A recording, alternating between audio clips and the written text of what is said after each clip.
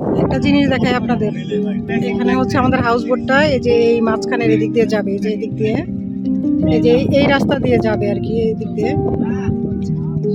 তো এখানে কিছু লোকাল জেলেরা ওনারা এই পুরো রাস্তার মাঝখানে বিশাল বড় জাল পাচ্ছেন আর কি।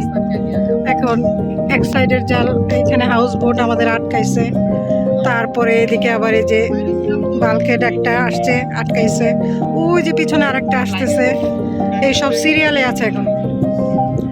তো ওনাদের ওই জাল তোলা হলে তারপরে আমরা এদিক দিয়ে পার হইতে পারবো। বিশাল বড় জাল, এই মাথা থেকে ওই মাথা, মানে দেখা যাচ্ছে কিনা দেখেন, এই যে এই পাশ থেকে একদম এইভাবে এই পাশ পর্যন্ত ব্লক করা। হাউস বোট আগাচ্ছে, এটার মাঝখান থেকে কিভাবে যাবে, প্যাচ লেগে যাওয়ার তো কথা। দেখা যাক আমরা যেতে পারি কিনা।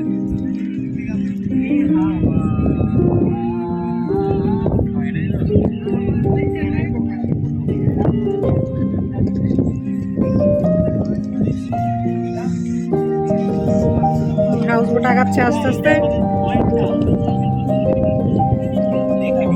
হাউস বোট আস্তে আস্তে আগাচ্ছে, মনে হয় যে একদম মাঝখানের জায়গাতে যাবে, কিন্তু মাঝখানের জায়গায় তো জাল পাতা আছে, প্রপেলারে তো আটকে যাওয়ার কথা।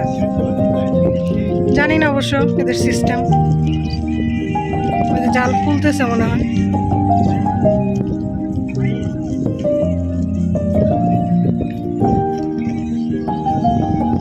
এই যে রাস্তাগুলো একটু একটু ভেসে আছে, বাকি সব পানির নিচে। এই যে বালকেটও পিছে পিছে আসতেছে, এটা ও যে ওইদিকে পিছনে আরেকটা আসতেছে।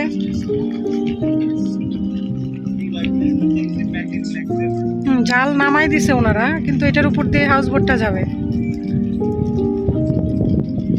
আমি চিন্তা করতেছি ওই যে এক সাইডে উঠানো আছে, এখানে কি প্রপেলারে লাগবে না?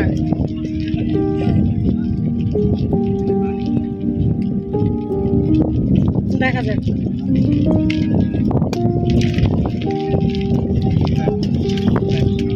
মাছ আছে, মাছ একটা কত বলো না, কত নিয়ে নেন বোয়াল।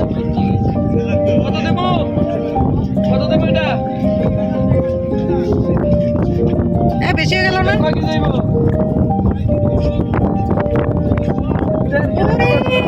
ওয়াও, 700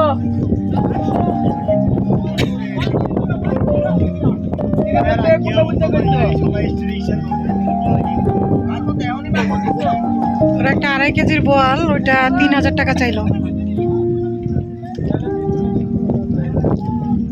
আমাদের হাউস বোট থেকে বলছে 700 টাকা, ওরা একটু মাইন্ড করছে। আচ্ছা যাই হোক, আমরা এই নেট পার হয়ে আসলাম, অদ্ভুত একটা এক্সপিরিয়েন্স।